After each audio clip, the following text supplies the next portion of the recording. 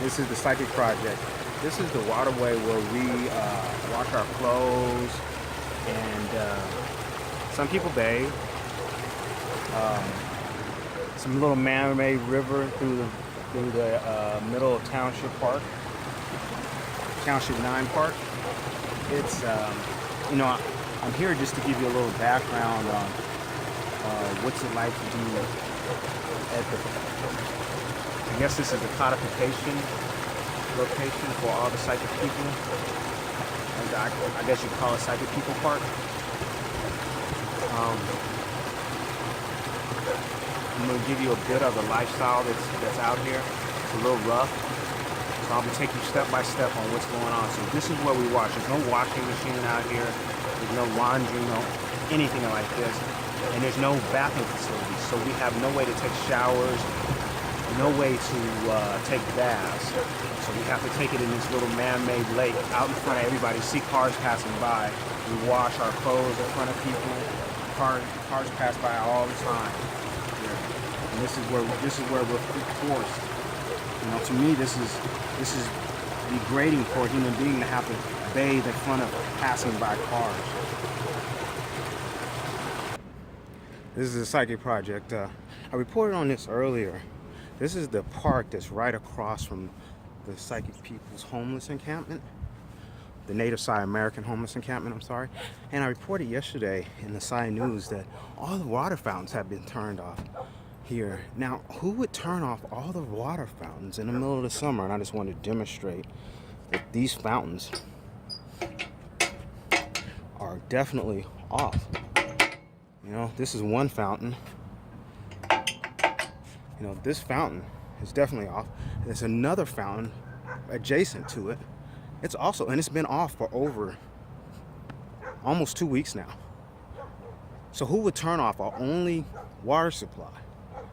The only other, this little man-made river, fresh water is not drinkable. I tried it. We have to walk 2 miles about to get water. It's also the only place we can take a bowel movement is about 2 miles to the Chevron. There's no location out here. There's no place to, there's no porta potty, anything like that.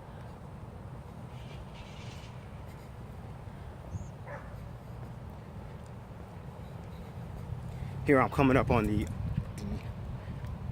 adjacent water fountain. There's two drinking fountains out here where you get all your water, and here's the other fountain, also not working.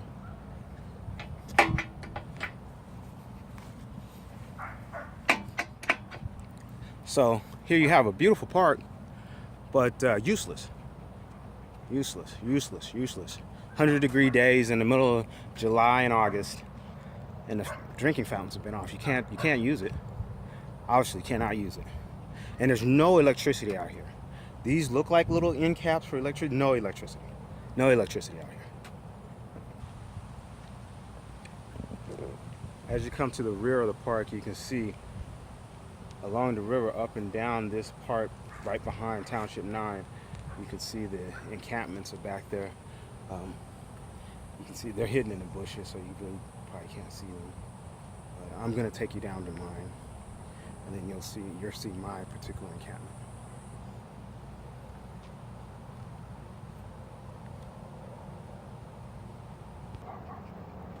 More encampments as you can start to see as we walk back to our location. You can begin to see some of the encampments.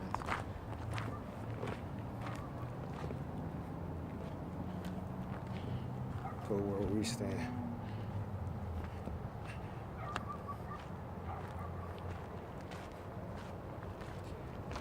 This is just how forced to live out here.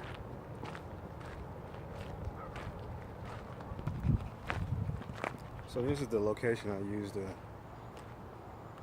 urinate.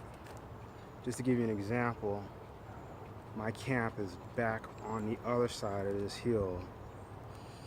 So like 2 a.m. regularly at 2 a.m. I have to come use the bathroom. I have to walk on the other side of this hill and down another hill. I'll take you over there by it. So this is the top of the hill. And as you can see back over there by the big bushes where we just were, I have to walk. Here's my camp. My camp's down there at the bottom of this hill. I have to walk up this hill, pretty steep, down this hill, over there by the big bush to get back just to use the restroom. And you're saying, well, there's a river behind you. Why don't you use the restroom? Because there are boats out there. And sometimes there are children on those boats. I don't want to expose myself to any children or anybody else. And, that's a potential charge. I could go back to prison.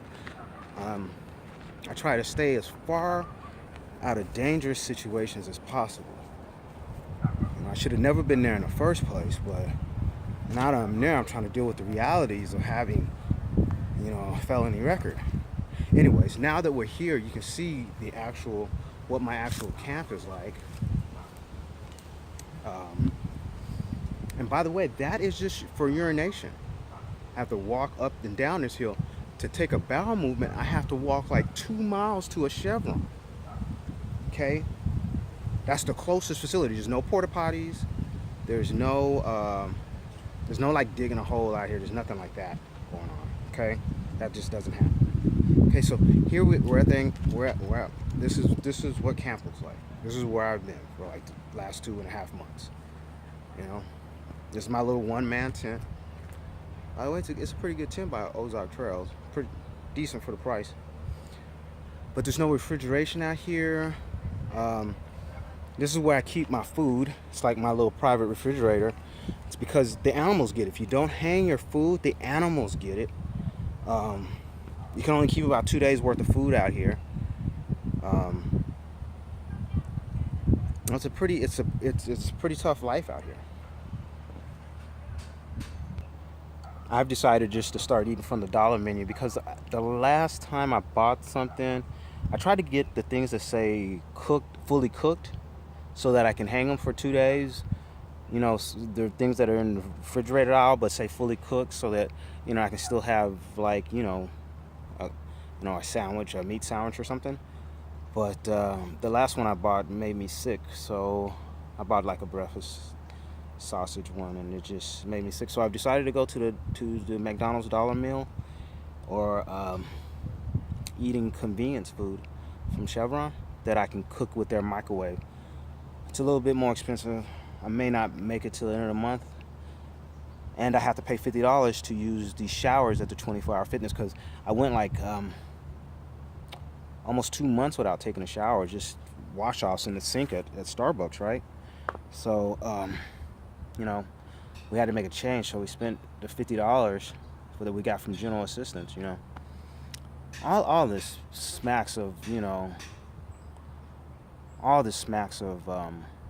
human rights violations that go on out here, the degradation of the human spirit, and it's just not an appropriate environment for whatever process they have going on for psychic abilities. Or once you start looking at natives, you start to look at us as people, as Native Side Americans, you can start to see just how humanizing this environment. And you have to remember, I have earned billions of dollars, and you have me living out here in this environment? Unacceptable. Unacceptable. I don't even have enough money to buy my own little Matilda dog food. Unacceptable.